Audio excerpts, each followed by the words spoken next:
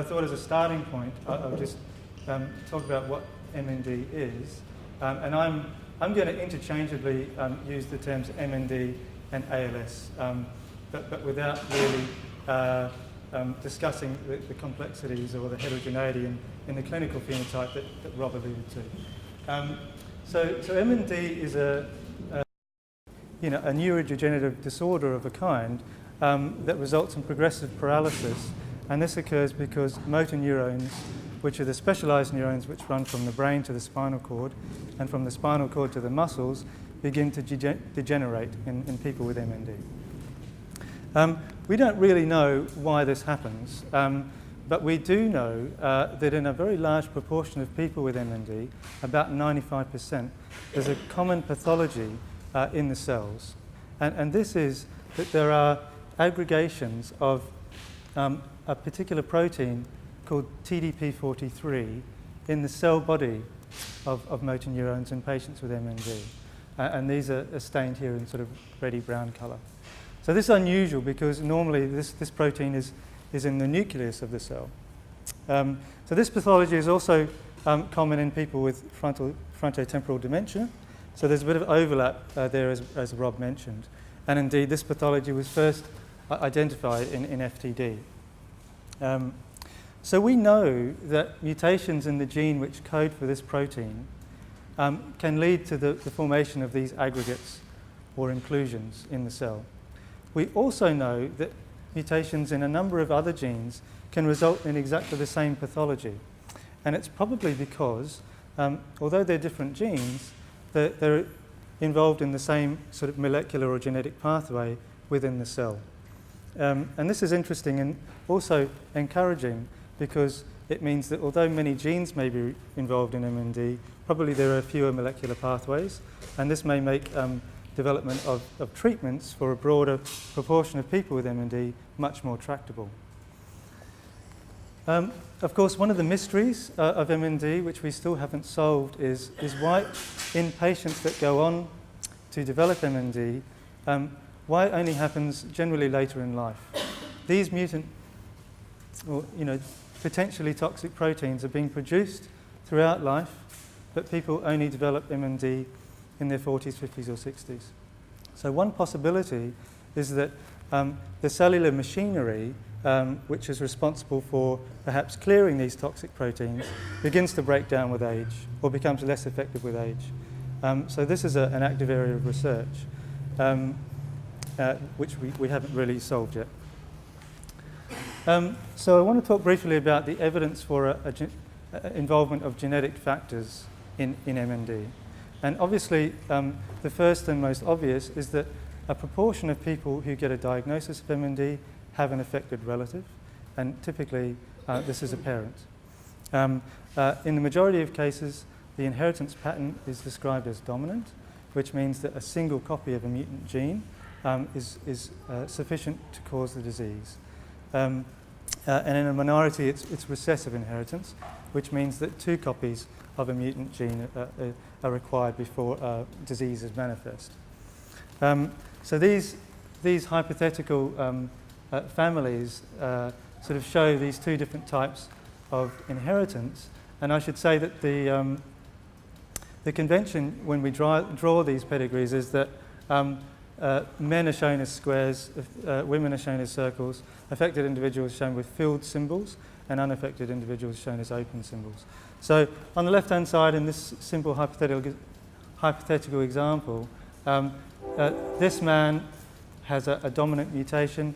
He has 2 copies of the gene, one of which is a mutant copy, and each of his children has a 50-50 chance of inheriting the mutant gene, because he will only pass 1 copy to his children, the other copy coming from the mother. So in this case, 2 of the children have inherited that mutation and have gone on to develop disease, but this is just a hypothetical example. Recessive inheritance is different because you need to have 2 copies of a mutant gene, 1 from each parent, and the parents don't have the disease because they only have 1 copy.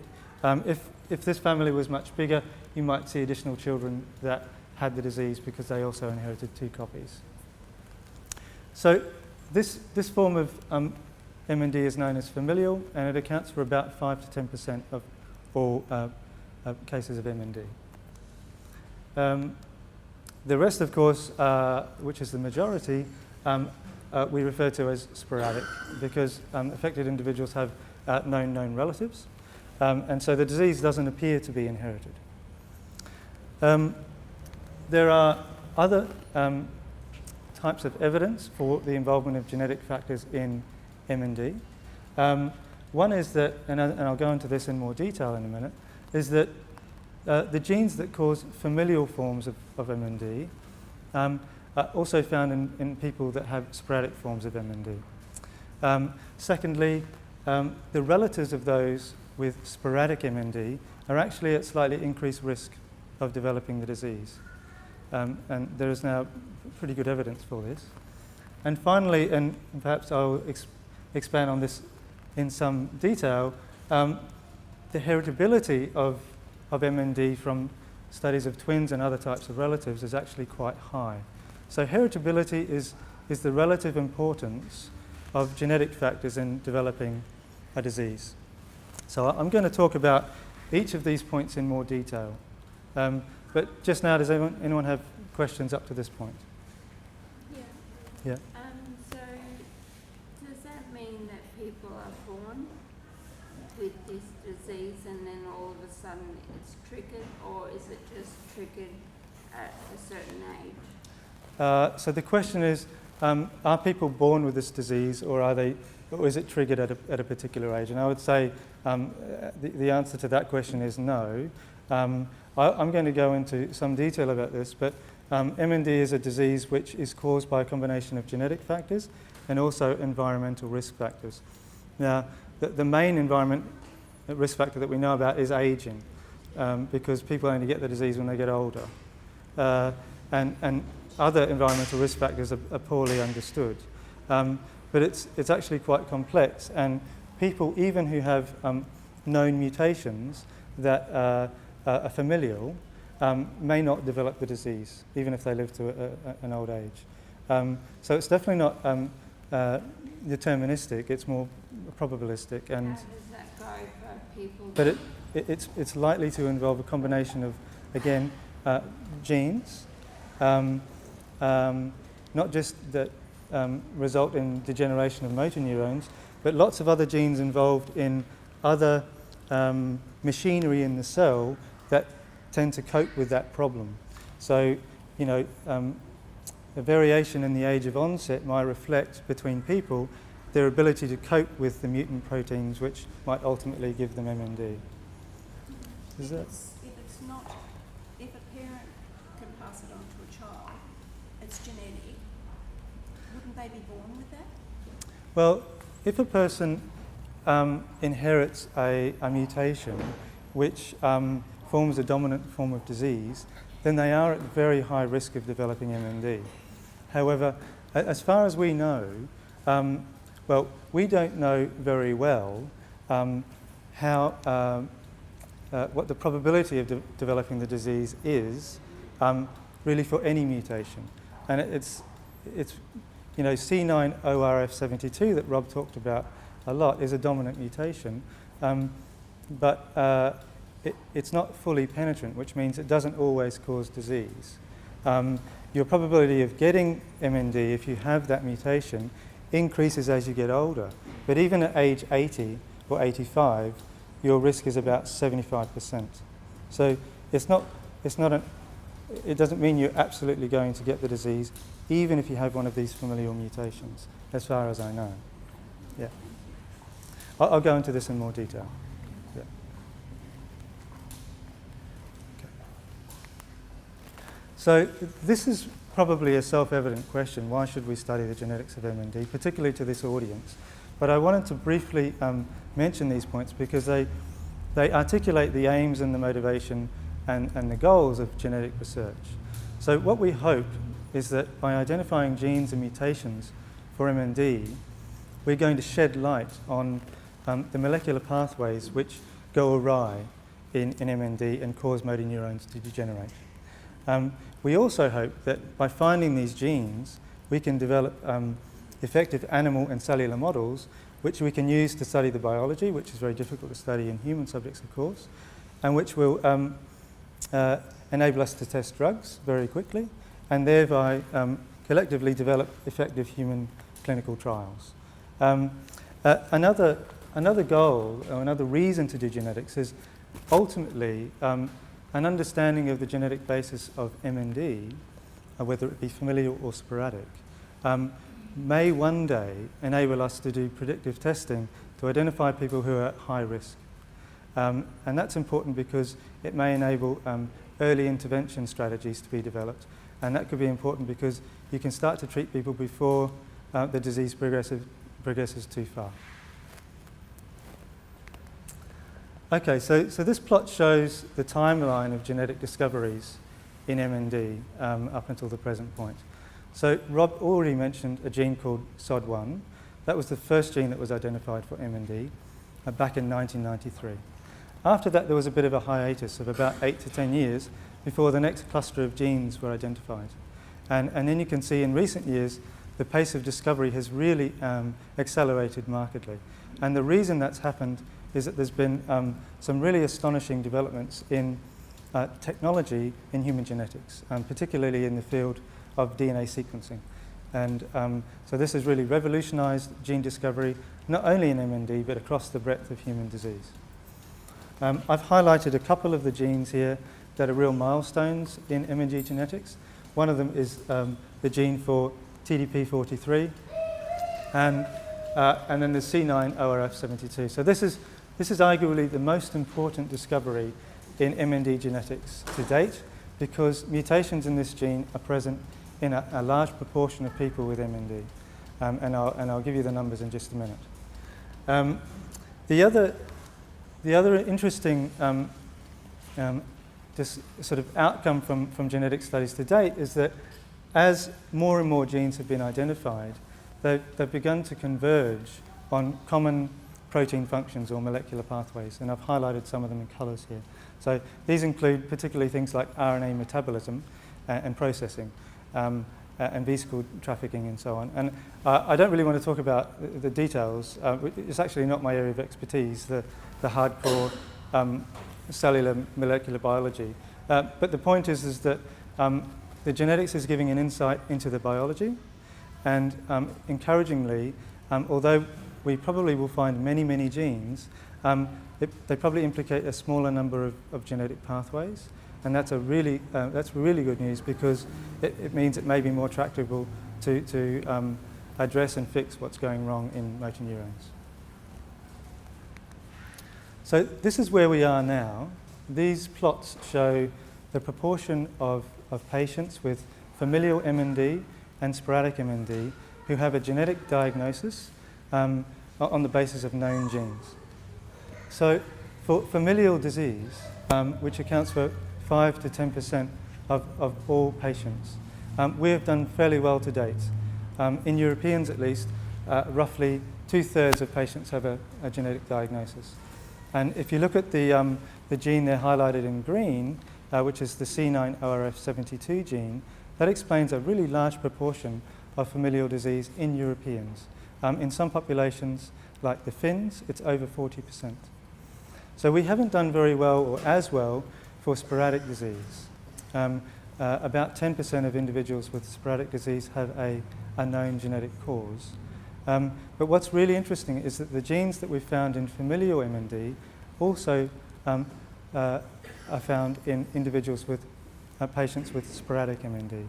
And so this is something that I want to talk about in some detail, and I expect will be of interest to people, which is that although historically sporadic and familial MND were thought to be different types of MND, and that sporadic MND was historically thought to be due to environmental factors or stochastic events, these findings suggest that, at least in part, genetic factors contribute to risk of sporadic disease,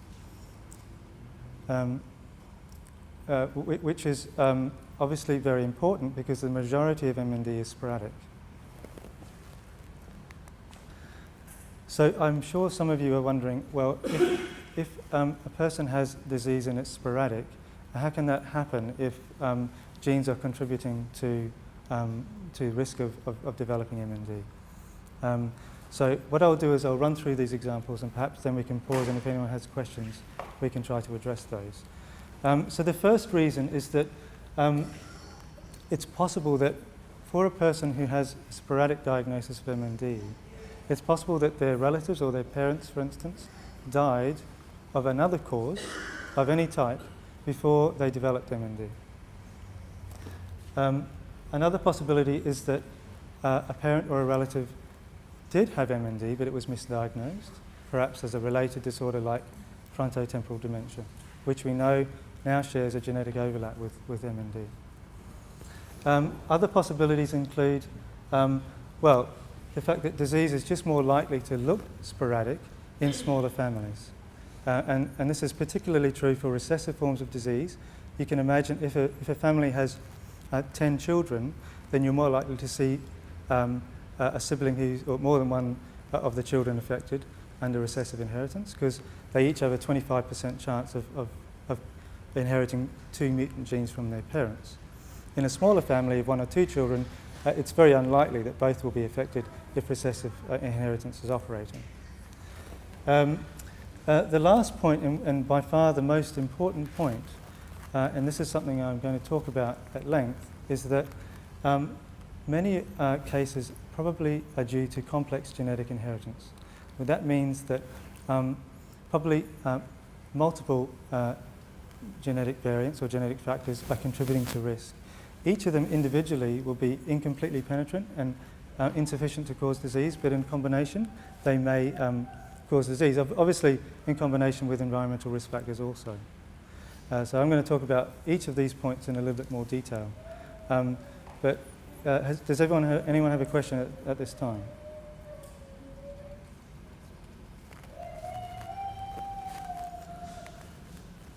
Okay, so MND is a complex genetic disease. See you, Graham. Yeah. And that means that the disease is due to a combination of genetic risk factors and environmental risk factors. So environmental risk factors might be aging, and that's the one we understand best. We've identified many genes, and of course stochastic or chance events may also contribute in some people. Now the problem is that there are many genes for MND. So far we've identified about 20, but there are probably many more. There are also many environmental risk factors, and what this means is that there's enormous heterogeneity. And Rob's already talked about the clinical heterogeneity and often the difficulty for neurologists in making a diagnosis because the symptoms vary so much from person to person. So probably some of that heterogeneity is due to the genetic and environmental heterogeneity that contributes to MND. So I'm going to talk about this in more detail now. So consider that in any one person with MND, their disease may arise due to a combination of environmental risk factors and mutations in a single gene, which we would call monogenic, or mutations in a few genes, which we might call oligogenic, or mutations in many genes, which we would call polygenic. So, as I've said already, single gene monogenic disorders or forms of MND might be dominant or recessive, and based on the known genes, we can probably explain about 60 or 70% of people who have familial forms of MND. They will fall into this category.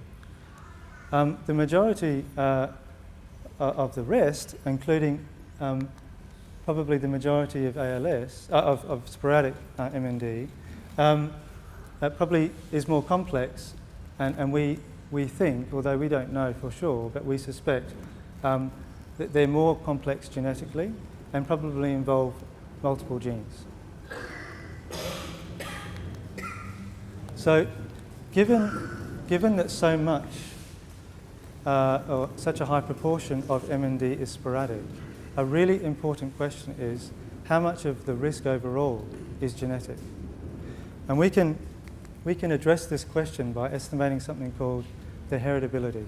So the heritability is the proportion of the variation in the liability for the disease that's explained by genetic factors.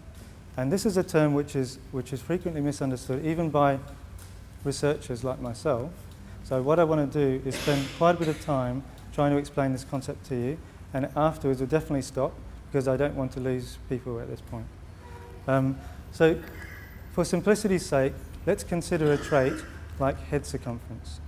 So if I was to measure the head circumference of everyone in this room and then plot the frequency of head circumference, we might get a nice smooth bell-shaped curve like this. So most people have average sized heads. Yeah? So this is sort of a frequency. Most people are in the middle. Some people have very large heads, and some people have very small heads. So I think you can all agree there's a lot of variation for head circumference, and it's easy to understand that. So the heritability is simply how much of the variation do we see in a population like that in this room is due to genetic factors. That's what the heritability is. So if we think about it this way, if all of the variation we observe was genetic, then the heritability would be 1. So if it's all due to genes, the heritability is 1. If it's all due to environmental factors, all of this variation, then the heritability would be 0. Now, of course, it's a little bit more complicated to think about the heritability of a disease like MND, because if we go into the population like the population of Brisbane, and we say, well, who's got MND, who hasn't, we don't get a bell-shaped curve, because people either have the disease or they don't. So it's a categorical diagnosis, and so it's a yes or a no answer. So in order to estimate the heritability of MND or any other disorder, what we have to do is we have to assume that there's an underlying liability for getting MND. And so some people will have very low liability, and no matter what happens to them, they're probably not going to get the disease. Other people will have very high liability. And people who have a liability beyond a certain threshold will be affected. So we can't see this, but we're assuming it's there. We're assuming that the liability for getting MND is a bell-shaped curve. Now, a person who's affected because they have high liability, they might have high liability because they have a major dominant mutation and they're over 60 years of age. A different person with exactly the same mutation, they might not have the disease and their liability might be lower because within their body, the cellular machinery that can deal with that mutation is still operating really well. So they don't have the disease yet. It's also possible that some people might be affected and have high liability, not because they have a single mutation, but because they have multiple mutations. And what I would like to try to get across to you is that it's possible for a person to have a diagnosis of sporadic MND because they're on the wrong side of this threshold, because they inherited from their parents, who might be on the left side of the threshold but only just, a lot of genetic risk factors for MND, and it pushes them over the threshold. Remembering, of course, that it's not deterministic, and you're not going to get MND just because of genetic risk factors, usually, or there has to be some kind of environmental risk factor too, like aging. Okay, like aging. Aging. Yeah. So we'll pause in a minute, but I want to make 2 more points about heritability to try to demystify the term for you. The first one is, knowing the heritability for MND, which I'll tell you what it is in a minute, tells us absolutely nothing about why a particular person got MND. It's a population measure, and it just doesn't apply to individuals at all. The second point is heritability does not equal genetic contribution. And to try to make this clear, I'm going to give you an example, which I'm borrowing from one of my colleagues at QBI. So this is considering the trait of having a head. Okay, so we've all got a head. So imagine this trait, right? It's obviously entirely genetically determined because the developmental process that happened during embryogenesis to make a head is entirely hardwired in our genomes. Okay? However, because we all have a head, You'd be in big trouble if we don't have a head. We all have a head. There's no variation in the population for having a head or not. Because there's no variation for having a head, there's no genetic variation, and that's what heritability is. So the heritability is 0.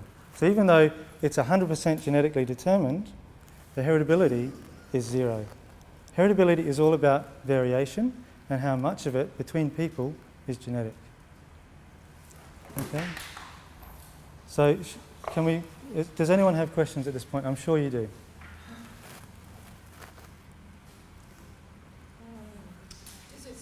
Does it skip generations? Well, it can, and obviously it will typically skip generations. And Yeah. the point that you made before, that some people might die early and never present the symptoms. Yes, Yeah. that's true. So there are many reasons. So the question is, does MND skip generations? Well, I think the answer to that is frequently it probably does, and there are many reasons why it might. And one is, of course, that parents might die of another cause of any type, like a car accident, for instance, or cancer, or some other disease, before they were going to develop MND anyway. So this is probably relatively common.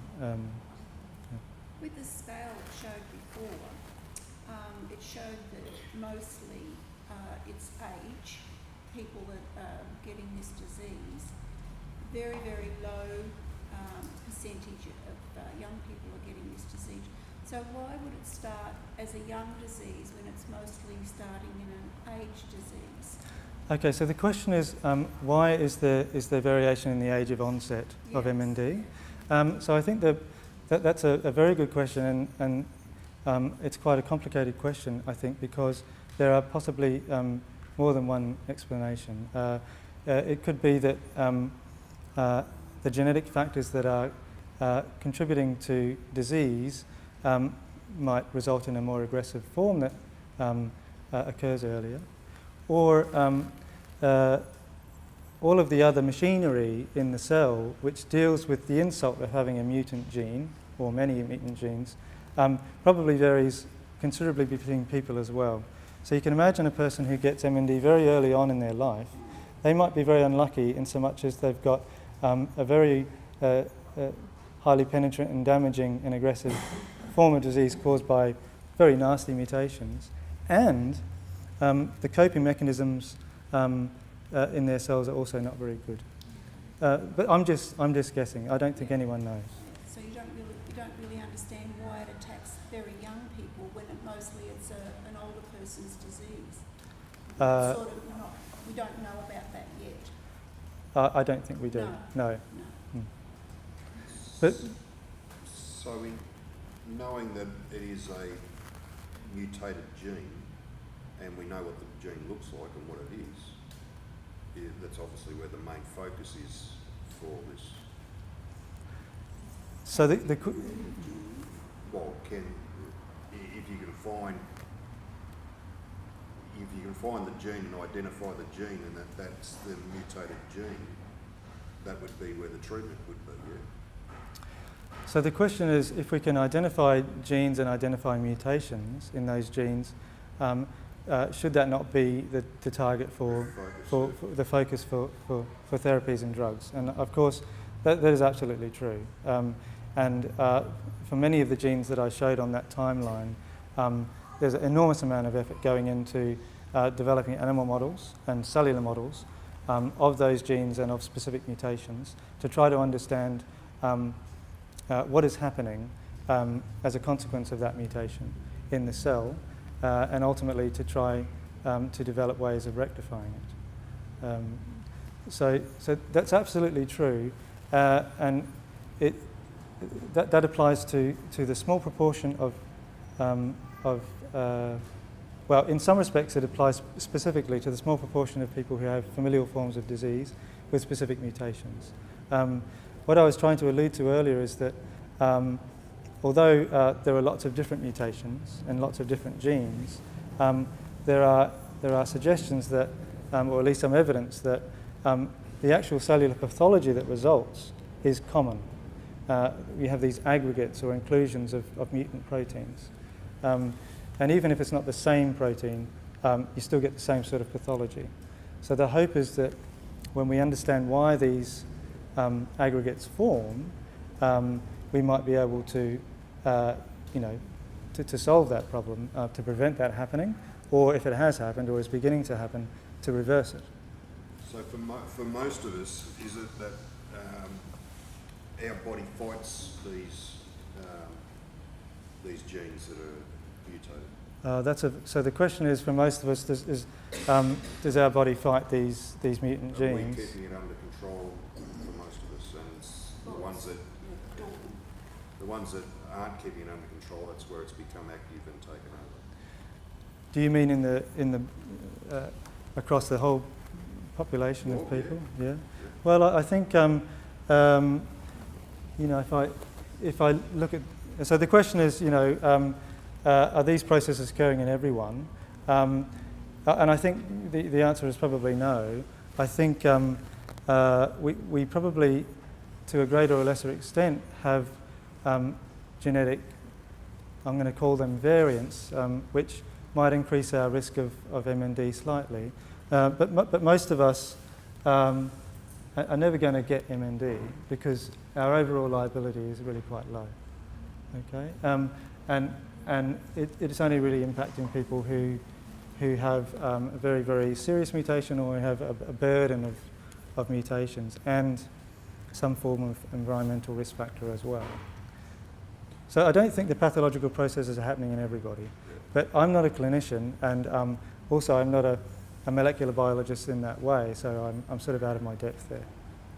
So would you have a test with your children to see if they have that gene, and can that gene be removed?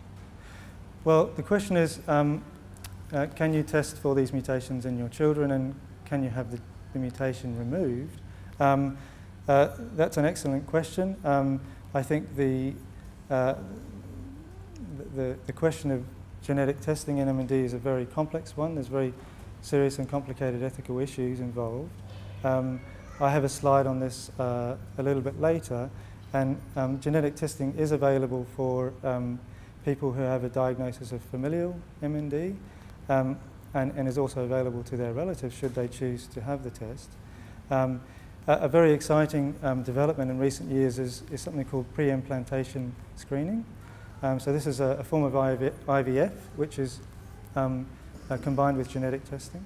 So the idea is that embryos are screened for familial mutations so that those that are implanted don't have the mutation. So I don't really want to talk too much about genetic testing, and I apologise for that, but I'm really not qualified to, and it really is a complicated issue. And it's particularly complicated for a number of reasons, because most disease is sporadic, and it's even more difficult to work through the issues for people with sporadic disease, and it's probably not recommended. For testing of embryos, we have to keep in mind that even for known mutations, the person may not develop disease, and also a baby is born and they probably won't, even if they were to, develop MND for another 40 years or more, and that's a long time. And I would hope, and I think everyone would hope, that within that time frame we have a cure. So it's a very, very complicated issue. What would you recommend for the test to be done, or not know about it at all? We were at the hospital this week, and the neurologist said, "Don't worry about it. There's no need for you to find out if it is genetic or not." So the question is, should you get a genetic test or not? And I really can't answer that question. That's something that you would want to discuss with a genetic counsellor.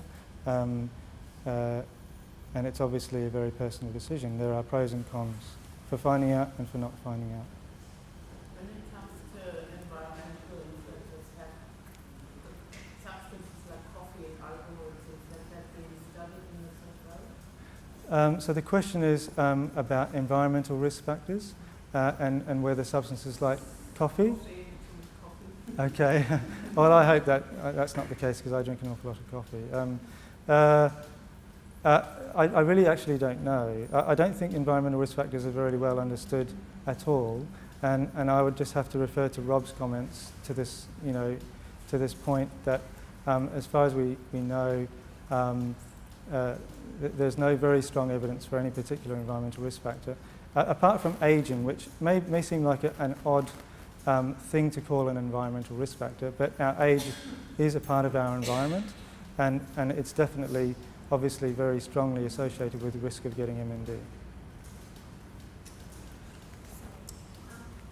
When you were explaining that, you mentioned a few times about your cell function and the way that the function of the cells, that's what allows the disease to start. Is there more research on how to monitor your cell function or improve it to prevent it breaking down or being susceptible to the genetics or whatever, all the risk factors?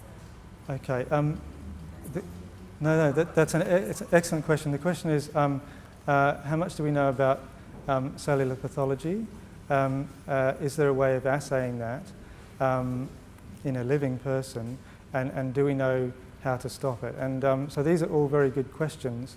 The picture that I showed at the beginning of the talk, these images of cells that are taken from post-mortem tissue, and there are, as far as I know, no way of getting those images in a living patient because they're taken from spinal cord. I guess one possibility, and I don't know too much about this, but stem cells is very promising because we can take a skin cell or a skin sample and reprogram it in the laboratory to make it into a stem cell, which is a cell that can change into any type of cell. And we can reprogram that again to make it into a motor neuron. So there's a lot of work going on stem cells all around the world, but also at QBI. Now, this is really very exciting because when you take skin cells from an individual with MND with a particular mutation which is characterized by those types of protein aggregations in motor neurons, they're not present in the skin cells, but when you reprogram them into motor neurons, you see this characteristic pathology of aggregates of TDP43. Okay, so these models will be very valuable to try and tease about why that's happening specifically in motor neurons. I don't think we have an answer yet, but that is an area of enormous interest, and also it's rapidly expanding. So hopefully, that will feed back into our knowledge base and also to therapeutics in the near future. Is that happening then with the testing of the skin in stem cells? Well, I know that this has been done globally. So the question is this being stem cells being tested for in the field of MND? And I think the answer is yes. Yeah. But it's research-based, and as Rob was mentioning earlier, there is no stem cell-based therapy for MND at this point, to my knowledge. So just phase 2 trial in San Diego at the moment. We want to get this for all of Australia. Right. So just so I understand that you can take a skin cell and turn that into a motor neuron. Cell, turn it into a cell. No, into a motor neuron. Yes. Yeah. But when you do that from someone who has motor neuron disease, it creates these aggregates that you're talking about. Yes. Does it have to come from the person themselves? Like, could an offspring provide the cell? So the question is about stem cells in MND and whether we can make stem cells from relatives of individuals who are affected, and whether stem cells that are reprogrammed into motor neurons would show the characteristic cellular pathology.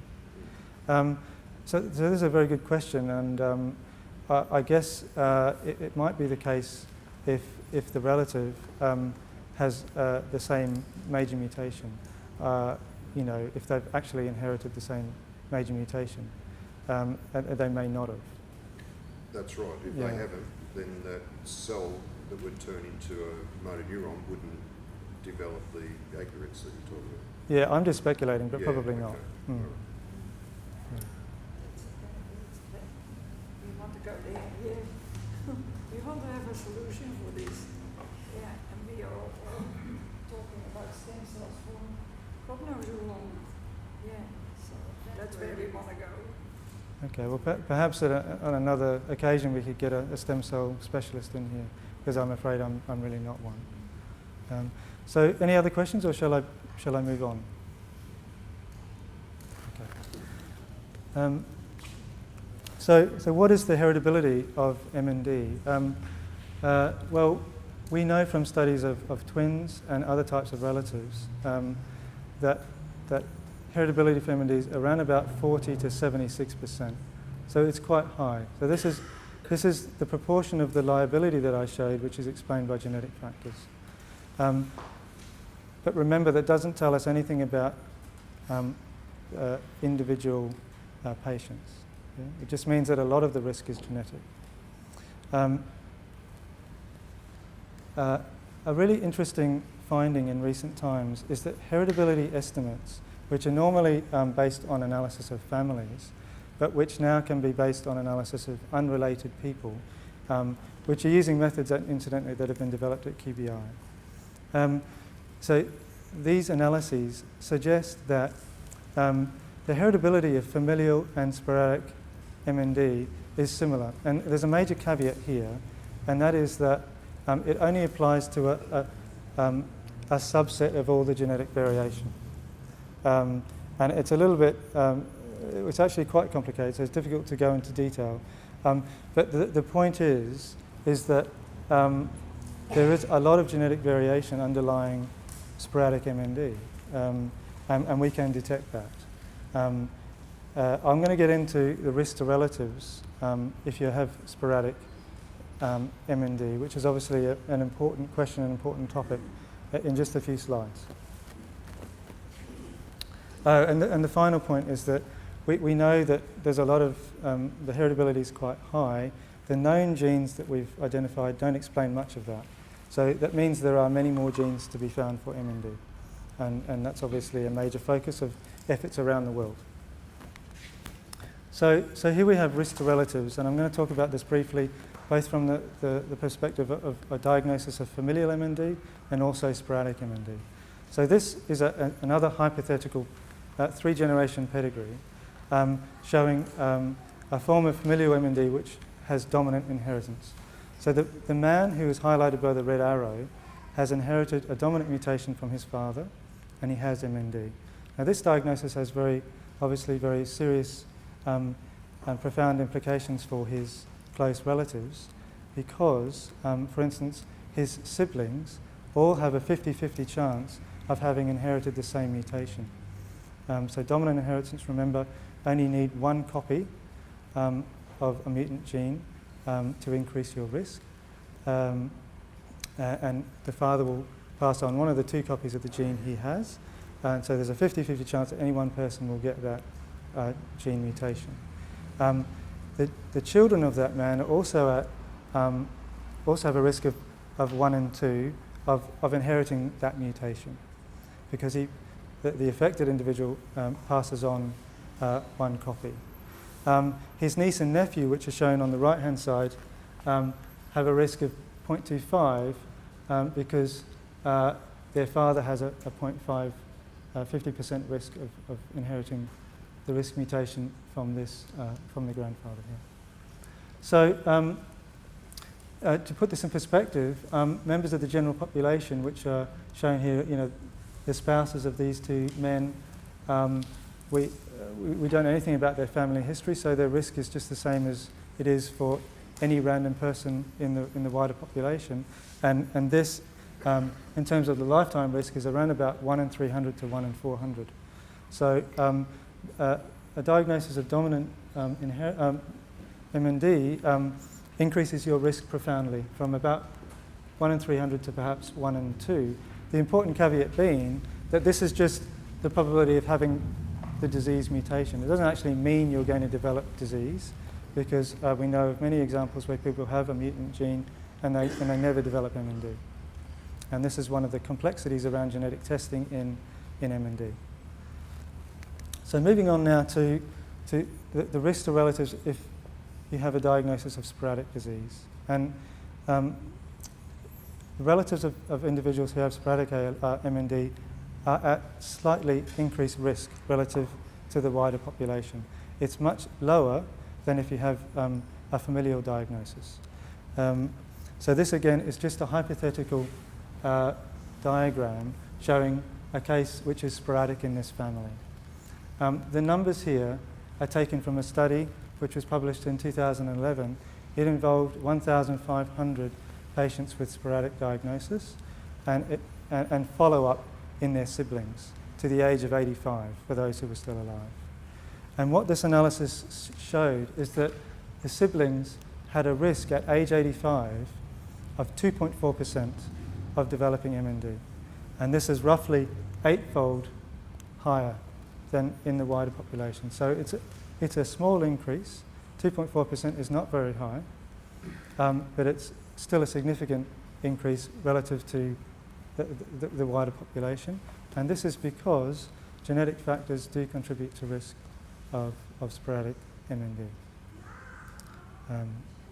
overall. Does anyone have any questions at this point? Hard to understand how the MND was discovered in 1870 something. Yes, the question is about the point that the prevalence of MND today appears to be much higher than it was, say, 100 or 130 or 40 years ago. And Rob mentioned this briefly, and it's probably partly explained at least by the fact that people live a lot longer on average than they did in 1870.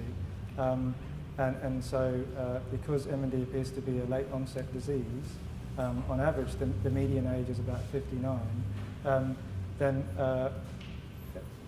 you know, in a modern society where people have an average lifespan of about 80 years, then you probably do see more cases of MND than you did when the lifespan was perhaps 60 years or less.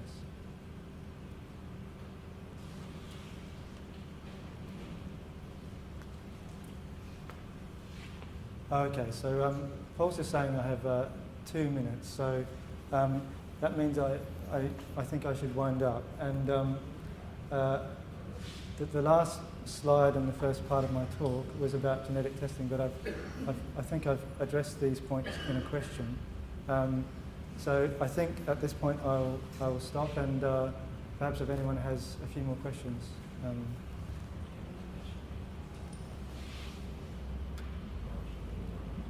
I've just got something. How many people actually work with you in the lab at the moment? What's your cohort of people researching MND? Okay, at QBI, I'm in the Centre for Neurogenetics and Statistical Drawings. It's headed by Peter Vischer and Naomi Ray. And there are around about 25 to 30 other members of the team. Most of those people, like me, are postdoctoral researchers. So we have PhDs in various fields, in genetics or statistics. A lot of what we do is analysing large genetic data sets, and that involves knowledge of genetics and statistics and also computing. Specifically for MND, of course, we have a cohort of people who are working in the lab. So that's headed up by Marie Mangelsdorf, and she has a team of people who are doing actual work in the lab, characterising genes and doing different forms of sequencing. So what I didn't get to talk about today, but I'm happy to talk about it another time, is some of the work that we're doing on MND at QBI, which includes a number of different types of whole genome scale analyses of MND, using different technologies and experimental designs to try to find additional genes that contribute to risk of this disease.